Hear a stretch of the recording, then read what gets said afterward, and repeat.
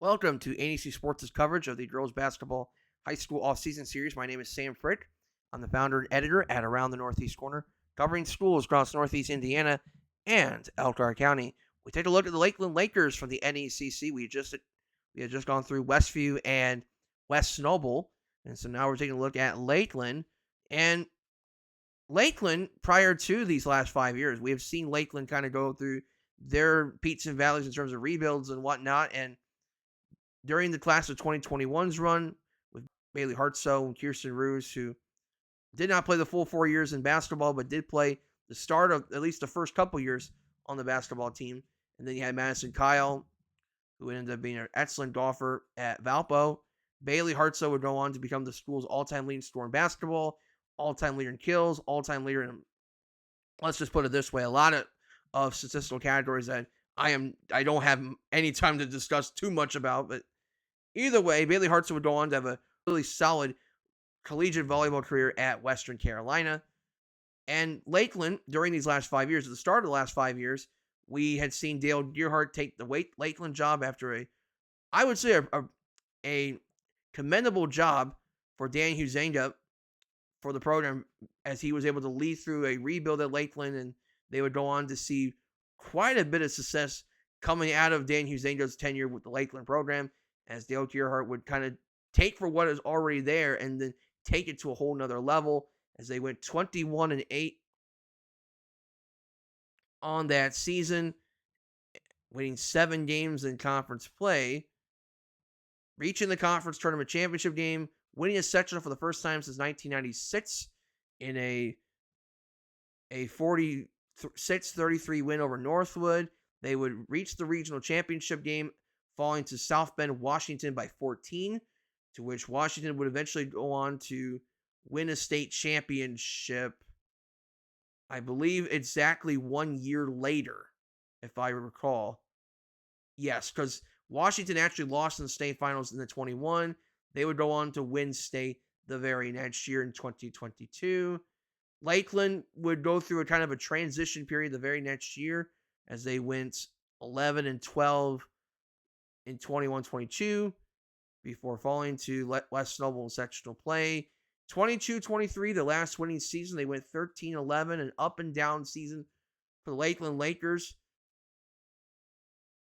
to which they fell to East Side in overtime in the conference tournament, and then made it to the sectional championship game before falling to Fairfield 64-40. Unfortunately, numbers with Lakeland, graduation would take a toll on this program. Dale Gearhart did step down after the 23 season, and then comes James Benson in the 23-24 season. That was a long process with that season. Really struggled to find any success really until the Holiday Invitational at Trine University, where they picked up an overtime win over Northside, and did turn a corner towards the end of the season, as they were able to win 4 games after spending basically a full month and a half without winning a single game.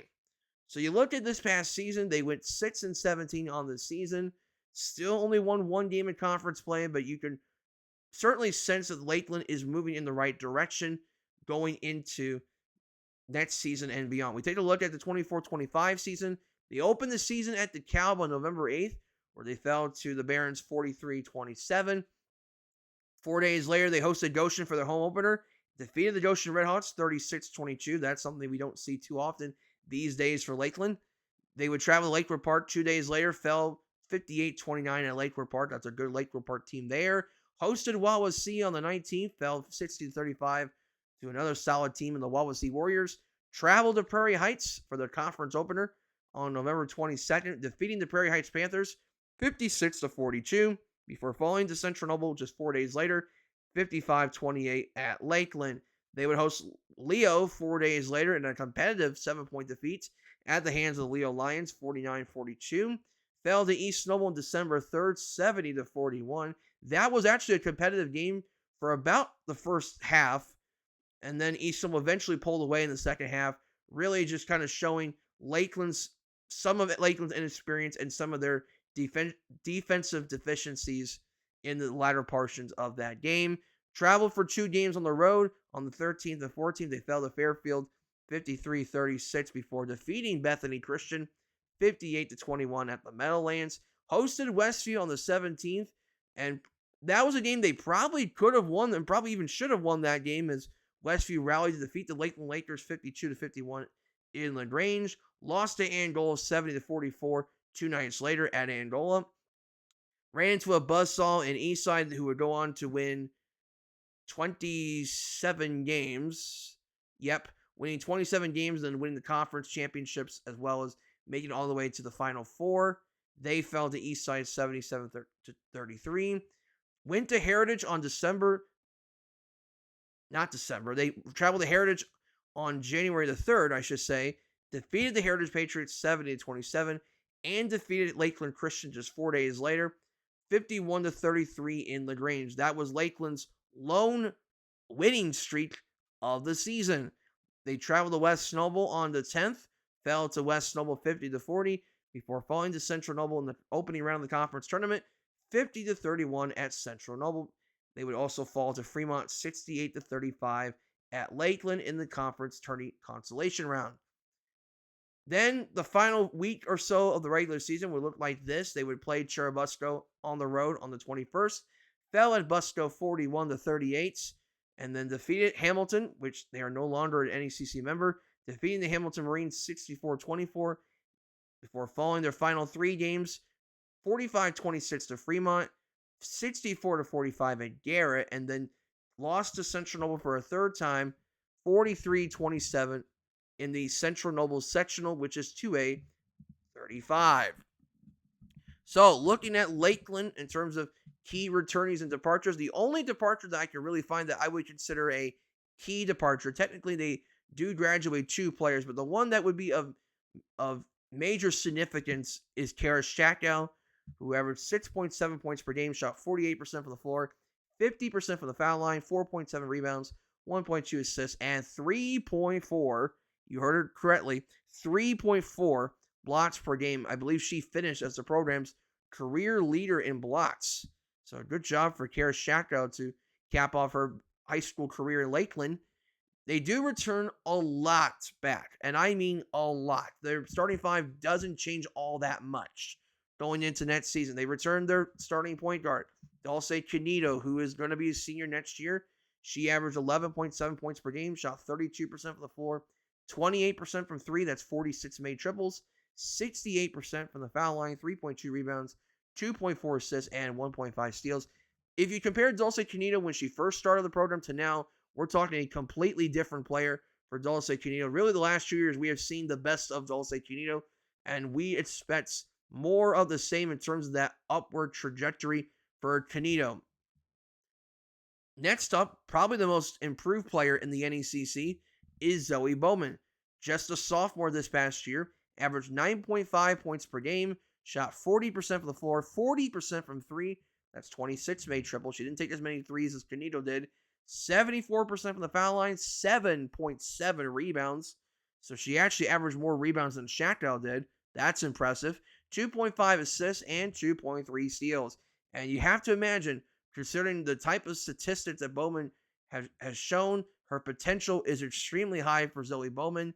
And that's going to be important, especially as Lakeland eventually moves forward past the Dulce Canito era of the program, and eventually Zoe Bowman becomes a key part of these next 2 years for Lakeland, both next season and the year after that.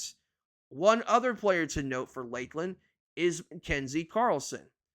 Carlson, I believe, is also just a sophomore this past season. She averaged 5.2 points per game for the Lakeland Lakers. And Mackenzie Carlson, much like Justin Carlson, known for being a respectable and even sometimes a very good three-point shooter for the Lakeland Lakers. She shot 31% from three. I mean, she drained 31 threes on the season. 4.9 rebounds, 1.4 assists, and 1.3 steals. I think the big thing for Mackenzie Carlson, much like what happened with Justin Carlson, was the fact that Mackenzie was seen primarily as a three-point shooter, but we have not seen yet the full potential of what Mackenzie Carlson can do, aside from being a straight-up catch-and-shoot three-point shooter. If Mackenzie Carlson can be able to provide a little bit more offense beyond just the three-point shooting, I do think Carlson can elevate her game a little bit and can be a kid that can get you 8, 9, 10 points per game and can be a kid that eventually leads the team in 3 points made as, soon as maybe next year. Who knows? I think the sky's the limit for Mackenzie Carlson. I think it's just a matter of just being able to develop her game, take her game to the level. She also averages 4.9 rebounds per game. So there's no doubt that there's a ceiling there for Mackenzie Carlson. I think it's a matter of just, much like with Justin Carlson, be able to just take her game to another level. And I think we're going to see that in the coming days ahead for her. They do have quite a few kids coming back. I said there were 2 seniors. Actually, there are 3 seniors. They also graduated Bree Poe on this team as well. But they do return a lot back. They got kids like Chloe Yoder, Olivia Winans, Caitlin Ryan's going to be a senior next year. Ella Huppenthal is only going to be a sophomore next year. So, I mean, there's definitely pieces there for Lakeland to continue to move up next year and be a competitive team as soon as next year.